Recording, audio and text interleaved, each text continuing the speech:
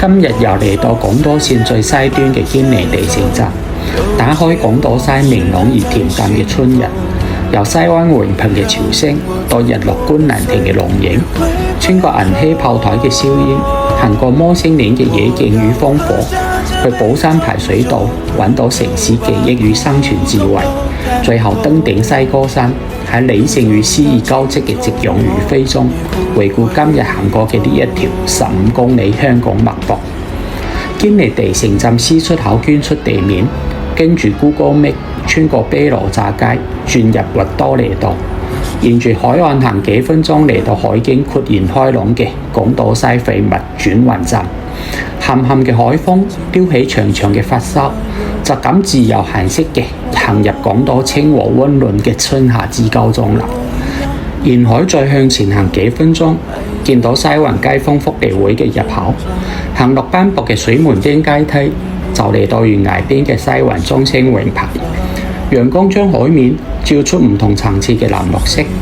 行上呢條全港僅存嘅木造泳棚，由陰影行入光亮中，好似行上咗俾時間遺忘嘅渡輪。海潮拍打岸邊，輕輕唱緊無人應和嘅歌。海風中有股淡淡嘅哀愁拂過面龐，而西駁寮海峽無盡嘅藍，好似啲陳年舊事咁，一層一層揚開去。行出泳棚，50年前嘅泳棚鐘聲漸漸遠去，行上去返地面嘅斜坡，驕陽穿過樹冠，搖出快樂嘅薄荷綠風，又係一個全新嘅閃光嘅日子。沿住域多利道繼續前行嚟到日落觀瀾亭，行落優心樹林、青苔石街，路上嘅陌生人都同我親切招呼。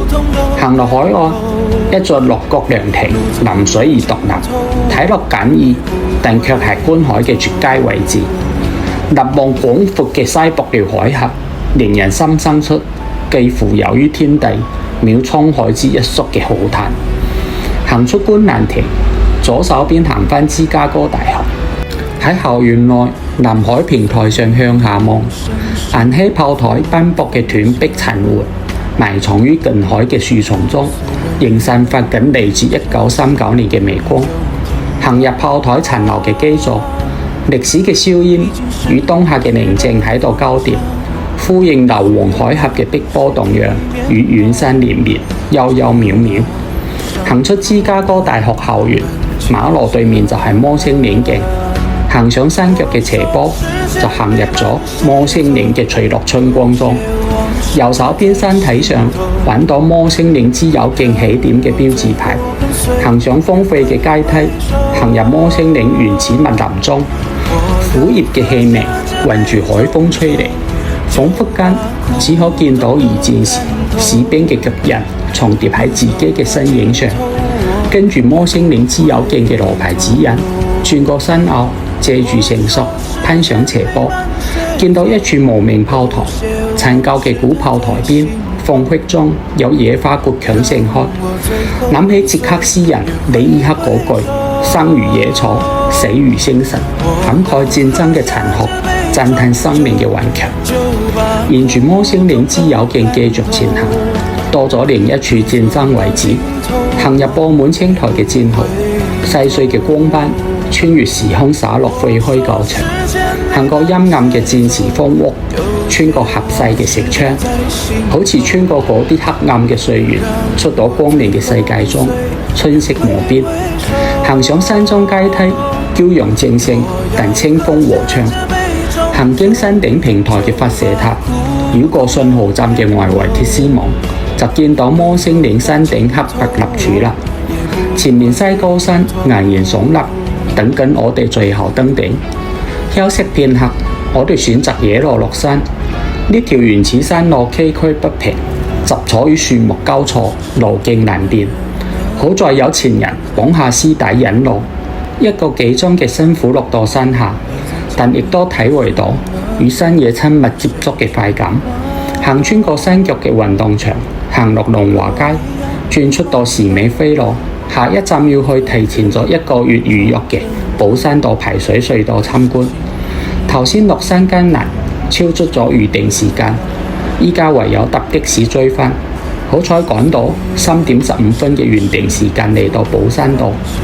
寶山排水隧道口俾樹木覆蓋，優先簡易。佢其實係一個山泥傾瀉防治工程，導賞團一節25人，有工程師專門講解設計原理同運作方法。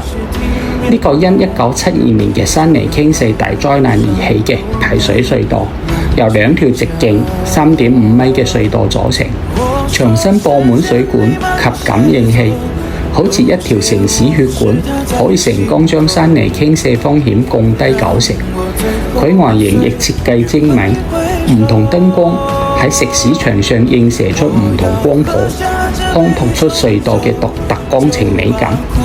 佢係一個防災屏障，亦係人類與土地協商而成嘅美麗契約。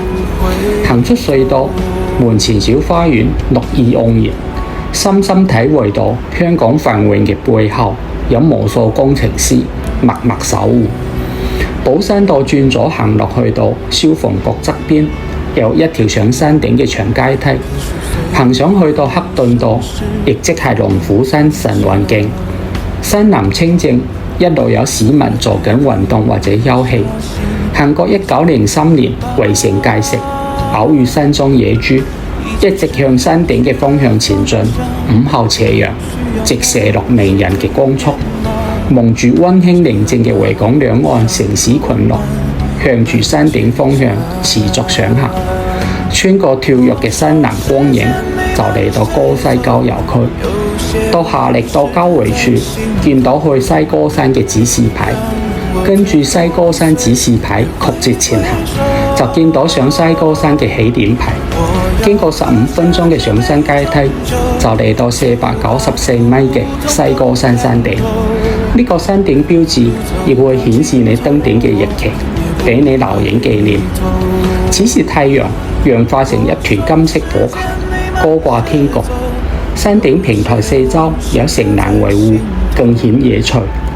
追住太陽射落嘅方向，沿住石屎階梯想行到山頂立柱，雲層俾夕陽染上高貴嘅橙金色，由濃而淡漸次化開，好似一塊綺麗嘅質感。行到平台盡頭，倚住欄杆，我被眼前嘅景色震撼咗。南外夕陽高高在上，如飛灑落成個香港。高樓大廈閃閃發光，光影構造出一座幸福之城。遠處嘅山海亦俾佢染成金黃色，波光粼粼，與城市相映襯，構成一幅無比壯麗嘅山海城畫卷。此時諗起羅曼·羅蘭所講，世上只得一種英雄主義，就係喺認清生活真相後，依然熱愛生活。依家喺西高山巔見到嘅所有真相，更加堅定咗我對生活嘅熱愛與追求。睇完夕陽，我哋慢慢落山啦，返到歌西郊遊區，右手邊沿住下力道健身徑行出到山頂廣場，喺呢度食咗第二道香港美食燒鵝叉燒配個港式奶茶，完美嘅香港一日。搭上15號巴士落山去金鐘坐地鐵返去啦。天色已全暗，唯有維港嘅波光仍喺度講緊呢個城市嘅故事，永遠未完待續。